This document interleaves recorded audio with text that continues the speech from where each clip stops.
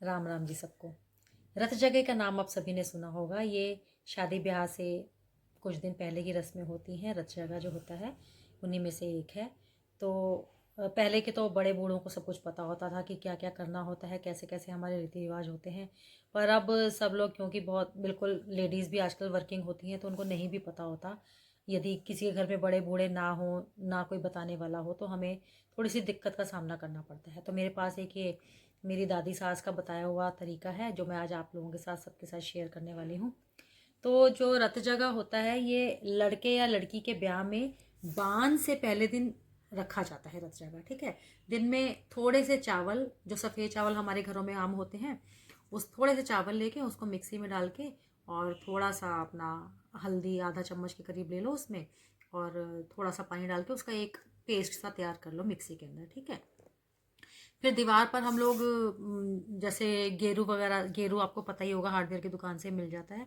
गेरू पाउडर लेके उसको पानी में घोल के और दीवार पे एक कोने में कहीं पे, जो कि हमारा मुंह पूरब दिशा की साइड हो, और वो दीवार जो है उसको हम पोत लेते हैं। हमारा जो पूजा करने वालों का जो शक्ल है ना, वो पूरब दिशा की साइड होनी चाहिए, ठीक है। तो वहाँ पे दीवार का एक कोना लेके और वहाँ पर अच्छे से उसको पोत लो गेरू से। और अगर आप गेरू से नहीं पोतना चाहते, अगर आपको लगता है कि आपके घर में नया टेम्पर हुआ है, आप ख़राब नहीं करना चाहते, तो आप ऐसा करना, एक चार्ट पेपर ले लेना सफ़ेद रंग का, उसके ऊपर गेरू का ये वो लगा के, घोल लगा के, और चौकोर सा अपना पोत लेना।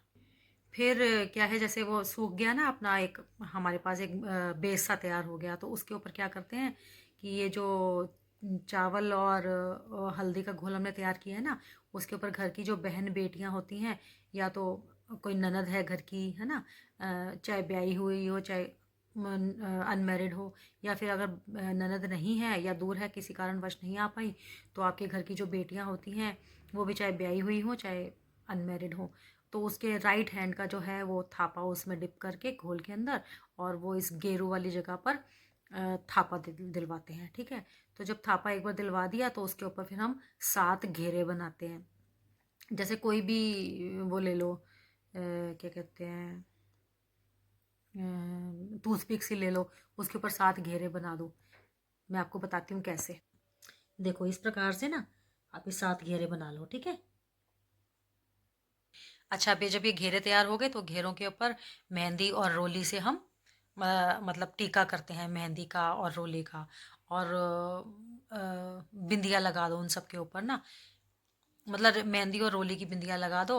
बहन बेटी जो भी आप ये पूजा करने बैठी हैं, जिन्होंने भी थापा लगाया है, उनकी गोद में एक नारियल का गोला और रुपए रख दो। रुपए आप अपनी क्षमता के हिसाब से या अपना जैसे है उस हिसाब से रख दो, चाहे आप 1.25 रुपया रख दो, चाहे 11 रुपये रख दो, चाहे 21 रख दो, 51 रख दो, 101 रख दो, वो आपकी श्रद्धा है, ठीक है।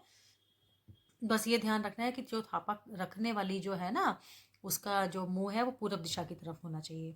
अच्छा, फिर अब जो थापा जैसे लग गया, वो हाथ बन गया ना पूरा, तो हाथ के दोनों ओर माला लगाते हैं। मतलब जैसे हाथ के एक कोने से लेकर दूसरी कोने तक हमने माला लगानी है। तो माला अगर आपके पास है तो माला फूलों की लगा लो, नहीं तो अगर आपके पास नहीं है तो आप मोली का टुकड़ा लेके और मोली को यहाँ से लेकर वहाँ तक माला लगा लो, और दोनों कोनों को आटे से चिपका लो। वैसे तो वो चिपकेगा नहीं, आप आटे से चिपका लो, ठीक है।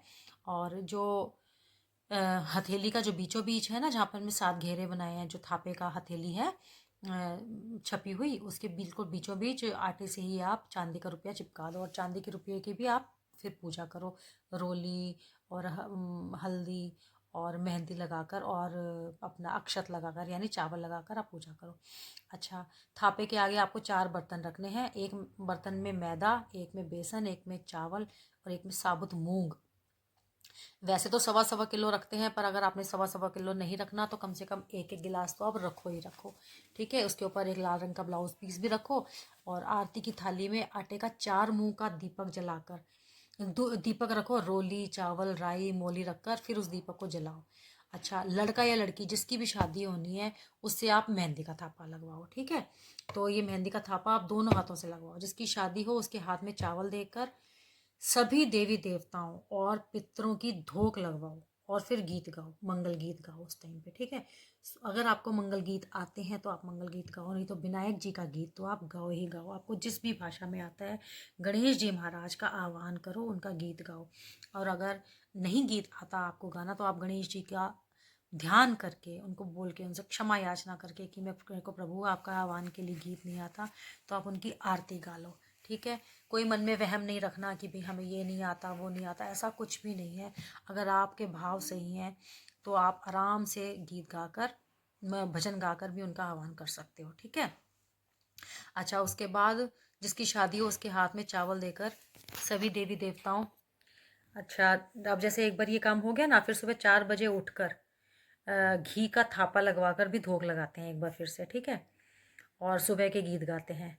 और गीत गाने के बाद लोटे का जो पानी, जो आपने जल भर के रखा होगा ना लोटे में, कोई भी हम पूजा करते हैं तो आरती के थाल के साथ हम पानी का गिलास या पानी का लोटा भी रखते हैं ना, तो वो जो पानी का लोटा है वो घर के बाहर डालकर आना है और पीछे मुड़कर नहीं देखना फिर।